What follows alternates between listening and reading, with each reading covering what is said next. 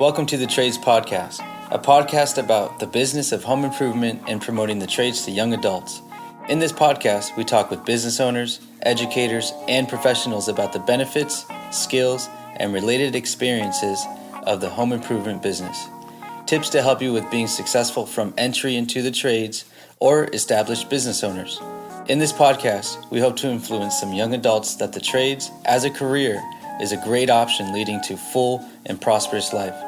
I'm Danny Torres, an MC, DJ, and podcaster, inspiring young adults by shining light onto career opportunities in our world today. And I'm Jeff Mudd, home improvement contractor, writer of the Millionaire Carpenter series, and podcaster. Stay tuned to 15 to 20 minutes of insightful tips. Good day, everyone, right here at the tradespodcast.com. I am DJ Danny. And Jeff Mudd here, home improvement contractor. We're set up for having a great show today. We have Gary Rodwell in. And Gary, can you tell us a little bit about your company and what you do? Okay. Once again, my name is Gary Rodwell, and my company is RE Electrical Training and Consulting. And also I have another business I just started, which is public speaking, as far as where I'm pumping up the trades also. I have another business like that too. But we're going to focus on pretty much the electrical aspect of it. That's it. We're here to influence some young adults to let them know that the trades, whether you're a plumber, electrician, HVAC, lots of opportunities out there, and it's a good profession. Yes, it is. And I'll give you a little bit about my background. I started off in electronics. That's how I started off when I was in the service, and then I kind of went off into the electrical aspect of it, because it's easier to find a job in electrical than it is in electronics. Electronics is pretty much application based. Okay. Electrical pretty much is just everywhere. Right. So I tell everybody, if I had a chance to start all over again, I would run to electrical. I would knock everybody down, get out of my way. I'm going to do electrical because everybody needs electricity. Good times and bad times. Even right now with the COVID situation, contractors, we still work. We still got work to do. Absolutely. The world does not stop because there's a problem. Right. It doesn't stop. Maybe from some other industries, but not from the construction of the trades. You'll always be able to feed your family. You'll always be able to eat. Mm-hmm. It's your call. No one can stop you, because once you learn it, you got it, and it's yours. Absolutely. That's one of the things me and Danny have talked about in the past shows, that you can outsource a lot of things. Yes. Electronics might be one of them. Yes. But being an electrician, troubleshooting somebody's home or building a house, running electrical, you can't outsource that. Correct. Yeah. As a matter of fact, I think 2008, when we had a crash there, and then they had a real big layoff, and and my school that I was at before, it flourished because the unemployment line was long. The trades was not in that line. The only time they were in that unemployment line because they wanted to be there. My school exploded, where we had like 5 classes, morning, afternoon, and evening, because once it hit, people's eyes opened up, say, hey, I got to get something that I can actually do, that I can sell in the open market. Because when you have a trade, that means you got something to sell. You got something, everybody can't do that. Yeah, absolutely. And what school is that at?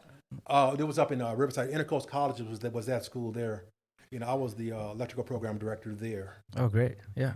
And what I did, I created a curriculum. It was a state certified program. Had 7 locations, 5 in Southern California. That's awesome. And 2 in Northern California. And went up to Sacramento and got it all approved. Right. So it's a state approved program. So as we were talking about earlier, you don't necessarily have to go to the union or non-union to become an electrician. You can find one of these schools if they're approved by the state, and they have pretty much a state number. You get a T number, which is a training number. It's just like an apprentice. So what that means is that you go get your job for an electrical contractor, because state of California, you cannot work for an electrical contractor unless you're either an apprentice or a trainee. The only 2 options. Mm-hmm. If you don't have either one of those, you can't work unless you got a journeyman's license. We'll talk about that in a second. But, so you can actually learn enough where you can actually sell yourself in the open market. Because when you go to one of the trades, one of the programs, like union, non-union, you have to go yearly. every year it changes. It ups your level every year. So you mean like continuing education? No. This is their school. Every year, you get your first year, you got to go training for a first year. Then you get a certain level of pay. Then you got to go to the second year, another level of pay. It's a certain percentage until you turn out for 5 years. Then you become a journeyman. Then you get 100% of your pay. So 5 years as an electrical student. Yes. While you're working. Yeah, apprentice. Yeah. Yes. But you're still getting paid. Yes. You're still getting paid. You're still getting some money for exactly the work But you got to be in school too. Right. They're not going to let you do both. Of They're not course. going. You got to do both. I'm sorry. They're not going to let you just not go to school. Correct. And go to work. Correct. They'll get rid of you. Right. Yeah. Right. Yeah, but there's that incentive of, the next year, you move on to a different level. You Yes. move on to the next level. You get a different pay. Yes. And you're also gaining a little bit more info exactly within that trade that you can, you can ultimately take it somewhere else. And Well, no, you can't. not after that. You got to continue. We're not in the union. Yeah, You can't take it nowhere else. Yeah. You pretty much got to stay there. Even the Correct. 9, you stay there. Yeah. Because they invested in you. Mm-hmm. So pretty much, and they got it set up pretty good. Yeah. Where, the benefits and everything, it's set up pretty good. So once you're in, and you're in for a good, a good trade. But if you can't get in, you can go to some of these other schools that are out, like the one I had. Even I'm at San Diego City College. You can go there and get a T number. You become a trainee. Mm-hmm. So now you can go get your job. I've had students come in there, like during the summertime, and once they go halfway through the program, I go ahead and give them the paperwork to go get their T number from the state. Mm-hmm. So then they get that. Then they can go knock on doors and go get a job, because you show that to a contractor, they're going to hire you. Right. Because you got that piece of paper. That doesn't mean you can do anything, but you got enough training where you can actually help out. Mm-hmm. Then you can learn from within. Right. But they're not going to let you in the door without that. Right. And that's kind of like where you were, is that the path that you get to the journeyman license? Yeah. there? Well, all of them the same path. Yeah. All of them the same path. If you're a journeyman license, if you stay with the union, you just follow their program all the way for 5 years. Mm-hmm. And then when you get to the end, you got to have 8,000 hours working. And then you sit down and you can take the tests, become your journeyman. The same way when you go to a regular career college, the same situation. Mm-hmm. Except you don't have to go 5 years. Right. You can do it in a year.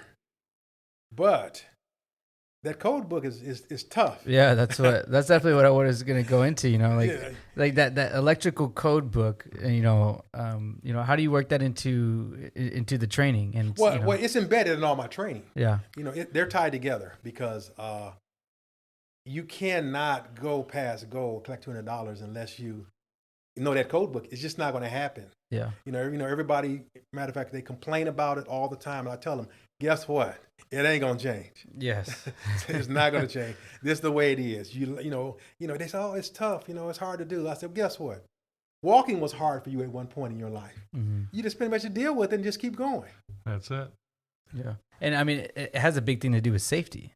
No, not safety. No. No, not safety. Safety is another wing of that. Right. We got electrical safety. Yes. But when you do a new construction, Mm-hmm. it's not on. Mm-hmm. So, and that's one of the biggest issues that I had before about the way I presented my material, is that we don't really cover electrical safety, because when you're building a brand new building, it's not on. Right. There's nothing on. So you're running a Romex or running channel or whatever you're doing. Yes. And all you do is, well, I ain't gonna say all you just doing, because there's still a lot to it, but you're installing. Yeah. And then we don't turn it on until pretty much it's almost done. But you put all this in place. So That's a really good point. Nobody goes back and checks that before you hit that breaker. Yeah. well, whoever's left. Somebody has to sign off on it, I'm You pretty assuming. much, but the major majority of the workers, they're gone. Yeah. Well, the arms and legs, the heavy lifting, you're gone. Right. We don't need you anymore. Right. We got the lights in, we got the switches, the plugs in. Now we start heating up the building. Then if there's any problems, whoever's left, they troubleshoot Mm-hmm. and fix those problems. So then you pretty much just go to the next job, where you've been in conduit, pulling wire, installing panels and lights. You go to the next job. So whoever's left behind, they turn it on and they fix it. That's why electrical safety is a big push in this country right now, electrical safety, because there's a big gap, but it's closing. It is closing, because people are getting hurt, because when it comes to electrical, there are no moving parts. Mm-hmm. You can't see what's going to happen. You can't see how bad it's going to get, because nothing moving. Right. And I tell people, there's no moving parts. But guess what? You don't want to see it. Because if you see it, it's not going to end bad. It's not going to end well for you if you see it. You know, because electrical is not forgiving. Right. You know, so safety is what we push. So in my classes, I bring it up a lot. I let them know up front, you know, yeah, you're starting off, but I need you to be aware that you got to know that it will get you. Absolutely. I want to circle back, Gary. Yeah. You said 8,000 hours Yes. of working over a 5-year period. Yes. During that 5 years, who's paying for the education? Oh, but the union is. If you're with the union, So they're paying for your education. Because what about private sector or your school? You're paying for that. Do the employers sometimes kick in for this? Well, it depends on your employer. Because a lot of employees and a lot of students, I tell them too, is that when you go look for a job, ask them, do they have educational reimbursement benefits? Right. Because all companies do have them. People just don't know to ask. Yeah. So if you're new to being an electrician, you've started at the junior college, you're getting an overview of it. You're going to one of the major companies here in San Diego to be an electrician apprentice. Yes. Will the bigger companies that are here in San Diego pick up the tuition tab? Well, I can't speak for the companies because I don't know what their policies is. But all in all, if this is what they do, you got to invest in people. All right, there's the key. Yeah. So doing the math right there, you've got 8,000 hours that you've been working over a 5-year period. Yes. And you've been getting paid. Yes.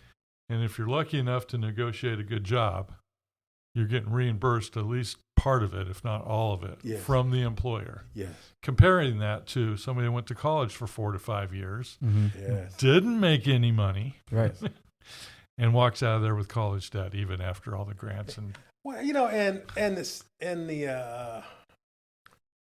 the thing about that there is when you go to a university, they don't have to find you a job. That's not their role. Their role is to get you educated and get you out the door. Right. You got to go find a job. Mm-hmm. Now, when you work in one of the trades, those schools got to go find you a job. a trade school. Yes, they have to go find you a job. Now, if you're with the union or non-union, they're already set up with contractors. Well, they'll get you a job. Yep. You know, they're already set up. So, but that's why I say university, it's good for certain things. But if you're not going down that path in life, go to a trade school. Mm-hmm. Absolutely. So we've talked about in the past, and I really want to drive this home, that if you are college bound and successful and going to be successful at it, you have a plan, you have a passion, you know what you're going to be when you graduate college, all that. Mm-hmm. If you don't have that plan, Yes. pick a trade, Yes. give it a try, go through that process. Yes. As an electrician, you get paid 8,000 hours over the next 5 years, Mhm. as opposed to going to college and creating a college debt. Yes. That's simple math for you young adults Absolutely. out there. Yeah. Yeah. Oh, yeah. I can't make it any simpler than that. No. Because you don't, because that debt, and we talk about this a lot, it's going to have to be paid. With interest. It's going to have to be paid. And if you screw up, with penalties. And like the other school I was at, the guys used to complain because it was like $20,000 for 10 months. And, they send me in there the higher ups would send me in there to straighten everybody out with logic. Because I told the guys, $20,000, you invested in yourself. Right. You go buy a car for $20,000. What do you think is going to happen when you roll off that lot? It's not going to make you money every year. Yeah, if anything, that value is going to go way down. Just like like one of my students, like I was telling you, like Matt. See, Matt pretty much invested in himself. $20,000. Yeah, he's also a lot of money. I said, you wouldn't believe that's nothing compared to what you're going to make. It's nothing. So once you start working so many years, you'll be able to pay that $20,000 off like it ain't nothing. But you go to university, you got $100,000. You're not paying it off like it ain't nothing because you still got to live and eat too. Yes. Absolutely. So it's and a if big you got difference. family, if you got people you got to take care if you got of. family, it all changes. Exactly. Then. It all changes then because now what's going to happen is you might try to go to a university level, but then family obligations kick in, Mm-hmm. you're going to have to drop school. Absolutely. But that loan's still going to be there. Yeah. If you don't finish, you got to pay that loan. If you finish, you got to pay that loan. Yeah. So either way, you're in a catch-22. Now, and I'm not knocking universities. There's a place for it. Yeah, absolutely not. But from my personal experience, trade school is the way to go. Yeah, and I mean that's the whole thing right now too, because I mean there's that shift right now that I feel like within the young generation where they are looking for options and they're looking for places to go, because even right now we do some people even my age, I'm 28 right now, they feel like their degree may have not gotten them where exactly they really want to be. And that's where with the trades it's a whole different animal on that sense where I mean that's a skill, that's information that you can use for years until you're literally possibly not even going to be able to walk. Right. Exactly. So, and that's where I think it's super cool to hear. But like you said, it was your success story that you had right there. Yeah. Was it Mike? Matt. Yeah. Because Matt started off. Matter of fact, when I first met him, he was living in his car and going to school. Then the way my program was set up, we had 2 separate modules.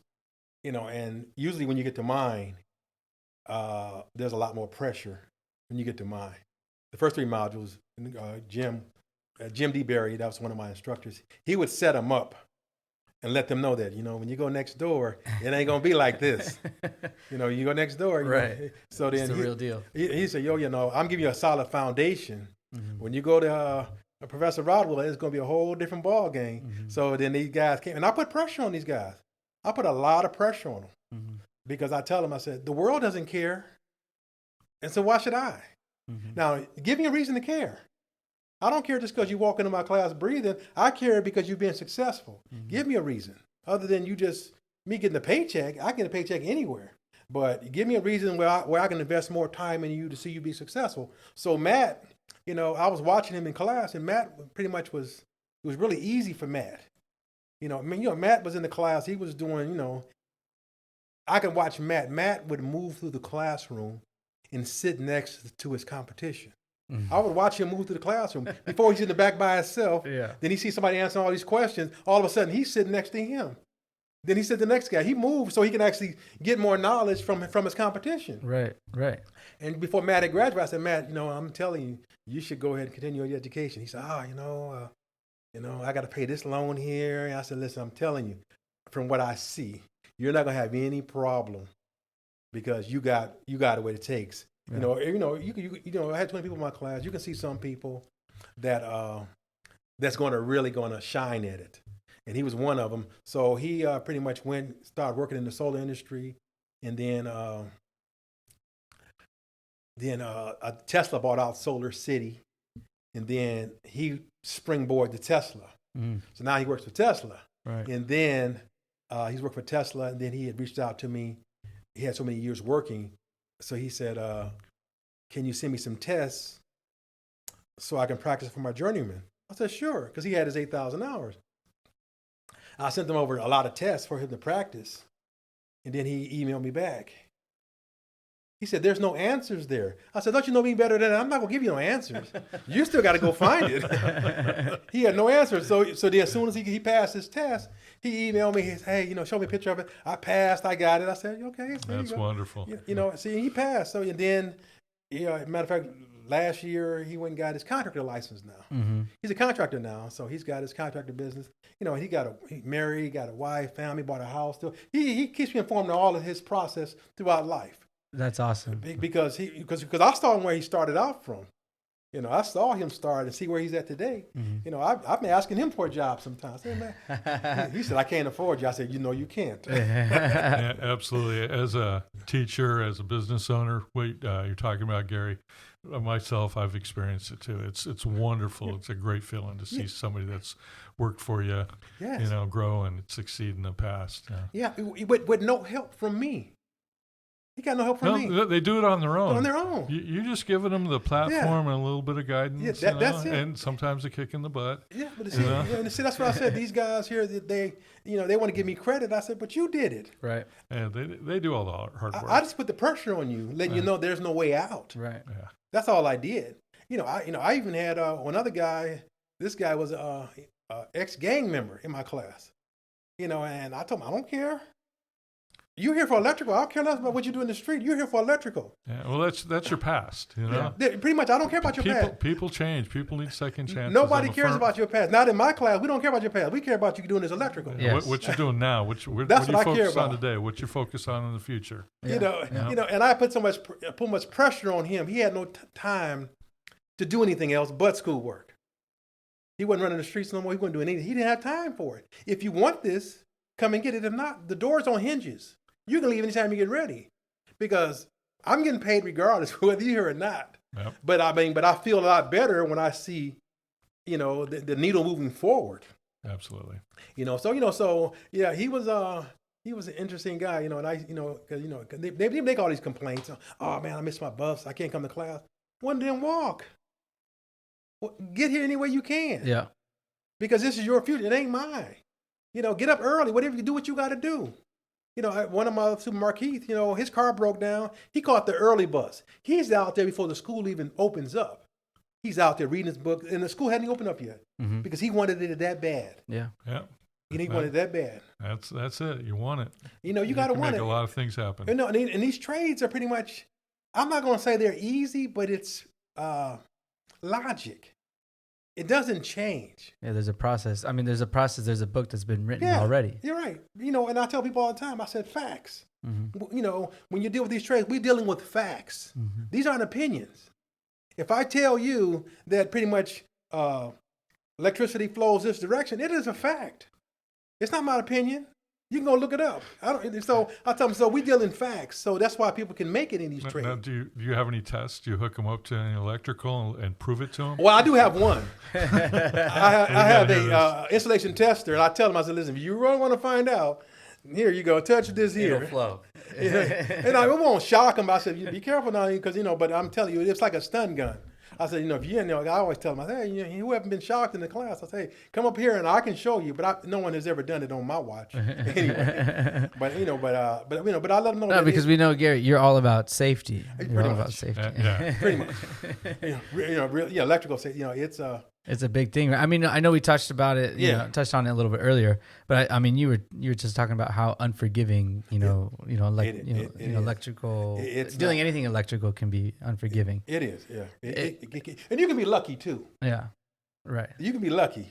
Yeah. So you got to know that, hey, this is luck, because it's not forgiving. Mm-hmm. So if you were lucky enough to get away from it, you better remember that, because it's not forgiving. I got some students, that I've had in the past that I do seminar trainings too, where I travel to companies and I do electrical safety training. Great. And I do basic electrical, and I do troubleshooting. And some guys, they're in the class, they work in manufacturing is like the one who needs these guys to be trained the most, because within manufacturing, you got people coming in just doing repetitive tasks, but at some point, they're going to want more too. So these repetitive tasks, they're being controlled by machinery. And the machinery needs electricity for it to operate. So I said, the manufacturing, they're hiring people off the street to do these jobs. And then they say, oh, you know what, I can see something in you, but they're not really putting the pressure or the emphasis on them to actually go to one of these trade schools. And also to the students too. You still got to ask, because no one's going to sit there and say, hey, we got a $5,000 tuition reimbursement. Here you go. Because if you ask for it, that means you want it, and they'll give it to you. But they're not going to sit there and just parade it. You know what's happening? Everybody's going to sign up. Yeah. Everybody's going to sign up. Everybody's not going to finish either. That's it. Yeah, you got to want it. And if an employer sees you coming to ask, a lot of times if they don't have a program set up, they'll find a way to make that happen. Oh, definitely. Definitely. A good business owner employer will find a way to treat his people right. Oh, definitely. Because that's your investment right there. Because and I tell the students, employer doesn't owe you anything. Mm-mm. He doesn't owe you nothing. The only reason he gives you vacation time, the only reason he gives you 401k, only reason he gives you a tuition and reimbursement, because he wants you to come back tomorrow. That's the only reason. Because if you can come back, if he can get you for free, He'll get you for free. Right. But if you're good at what you do, he's going to keep enticing you to come back. Absolutely. And stay. That's why they give you all this stuff. Absolutely. And that's what we've talked about in the past too, on the tradespodcast.com, where it's like, there's that whole culture that people want to build behind those, their companies. Yes. If you're working with someone, you want to build a whole culture. And if you see yourself in that culture, why not continue to work for that same person? Oh, definitely, definitely. Especially, like I said, the culture. If it's something that you feel good, I mean, I can remember all the jobs that I really enjoyed working there. Mm-hmm. I was happy. I roll up in there. I'm happy to be there. I'm there early, bringing donuts in because I love the job. I love the people. But then I got jobs too where I hate it. I wait to the last minute in that parking lot before I walk in that door. Yeah. Because I hated being there. Yeah. You know what I'm saying? So so the culture itself will dictate, and also too, you got to look at yourself too. Are you the problem? Right. Right. Because like I say, I tell people all the time, they don't owe you anything. Companies don't owe you nothing. No. So you got to go in there looking at that, okay, let me go in here and be the best I can be. Yeah. It's a trade that's in demand. It's no matter what, there's going to be someone that's going to be next in line just to be. Always. And like you got to look at yourself. You got to really, be in realization with yourself to know that this is what I want to do. And I know that it's going to help me feed my family, take care of myself. That's right. And fulfill the goals that I want. Yes. Yeah, that's what I was telling those guys yesterday. They all appreciate me, telling them the truth. Mm-hmm. I could just stick to the book, but that's not helping you in the real world. Right. It's not. I'm telling you how. I give you a peek behind the curtain. I'm letting you know how it works. Right. You can read Ohm's law all you want, but let me tell you how it really applies. Yeah. Then they say, okay, yeah, okay. So so they say, oh, I appreciate this, that you're telling me the truth, because I tell the truth, and what happened is that these career colleges I went to, they pretty much encouraged, wink, wink, to tell the truth. Right. They didn't really tell you to tell the truth, but when I was a program director, I had 27 instructors running my program, and I told them, I said, put pressure on these guys and tell them exactly how it is. Right. So that way it's no surprise. Yep. When you show up, say, oh man, I didn't know I had to be here on time. Yeah. When I say on time, I mean early, not on time. Yeah. So I didn't know that. I didn't know that, that these guys are pretty much working, not talking. I didn't know that. It's not the social hour, because when you go to one of these jobs that are really ramped up, commercial job, you got all these trades there. They got to get a job done. Mm-hmm. They could care less about your job. Yep. So now you got to work together. So I tell these guys the truth. I had one guy, he went to commercial, and I told him that's commercial is like the Wild Wild West. Pretty much. You show up there, you better be running. If not, they're going to run you out of there. And one of my, and he came and saw me I went to his graduation. He saw me, he said, I got to get into residential. And this commercial, they're killing me. I told you. I did not tell you in the classroom. I said, they're not playing in there. They got a job to get done. Yep. Because that building, while they're building it, the builder is costing them money to get that building built. He needs to get tenants in there making money off of it. So they're going to put pressure on you. So I told him, so I tell the truth how it really works. Right. So it's not a surprise. So now if you go forward with it, you're going to have a great life if you go forward with it. But if you stay back, you're going to be wishing that I had done it. Oh man, I wish I had did that. Yeah. I wish I had did this. And what I always say, wishing is for 6-year-olds. It's not for a grown man. Yeah. Grown man, you don't wish. You go make it happen. That's awesome. Right here, we have Gary Rodwell right here, recording with the tradespodcast.com. We're in the beautiful room of the North San Diego Business Chamber. And Gary, plethora of knowledge, some really great gems that anybody can kind of take in and really get an understanding of what we have here, happening in the electrical field of the trades. Anything you want to close out with? And before we do head out, go ahead, plug yourself in, let everybody know where we can find you, what classes we can go ahead and reach out to you if anybody's looking to get into the business nature of the electrical field. Yes. Go ahead and. Also, so I have, I have a speaker business that I have where I actually do motivational electrical speaking. So I can actually come to a school, I can come to a business to tell you exactly, just like I told you guys, but I only give you guys a snippet of exactly how it really works. Right. Then also I have electrical training business that I have too, that I do train electricians, but it's not the higher level. It's just to give you an idea, a peek. Is this what I want to do? Then you say yes. Then you can go and commit 10 months. Instead of going and commit 10 months, then later on say, hey, I don't want to do this. And you're stuck with that loan. With me, you go 4 days and I give you the truth in 4 days. Then you make a decision at the end of the 4 days. Do I want to do this? So how does a young adult get a hold of you, Gary, if they want to take a look at your electrical training? Well, they can go to RE Electrical Training and Consulting.com. Awesome.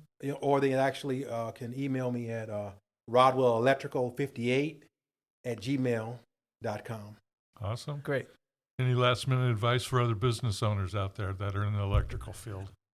The business owners, if you see something, a spark in a young person that you see there, you might want to pull them to the side and ask them, what direction are they going into? Because one of the biggest things I found out in life is that we don't talk to each other. We don't ask those questions. Like I say, if you see a young person, hey, young man, what are your plans for the future? I don't know. You see what I'm saying? So we as older men, we need to actually ask those questions, put them in a direction. Hey, look into this here. Try this here. So as a business owner, look at your actually staffing and see which one needs some information. Needs a little boost. Because the way it is right now, people won't do anything if they don't have any options. They'll just go through the motions day in and day out. Agreed, yeah. If you're a business owner, get out there, talk to your people, understand what their goals in life are. Yeah. And if they align, then you help them along. Yeah, but even if they don't align, give them some information. Absolutely. Give them advice to help them be better at what they're there doing. You go. Be better, because they will remember you down the road. Because we all remember somebody who talked to us when we were younger, as far as told us what direction to go, because when I joined the service, I talked to a guy, and we worked together for like 1.5 years, and I told him what I was thinking about doing. I said, I'm thinking about going in the military. He said, get out of here, go. I said, wait a minute, there's 2 different guys here. Before we were just kicking it here, working together. As soon as I tell you I'm thinking about bettering myself, you are all on board. But I never seen that from him before. So talk to the people, because we all need, when we're younger, we need somebody, an older mentor, to actually trigger a spark in us, which direction to go. Yeah, 100%. And right agree. there, and call Gary Rodwell right there to get some more information. Yes, you can. Yeah, you can reach out to me anytime. Awesome. That's one thing the Trades Podcast does do. It bridges the gap between an older, experienced business owner and Danny, an up-and-comer, young man that's doing fantastic in life, and I'm proud to have him on the Trades Podcast with me. Yeah. So it's been a pleasure to have you here, Gary. Well, thank you very much. Thanks for having me. Thank you, Gary. Okay. Thank you very much.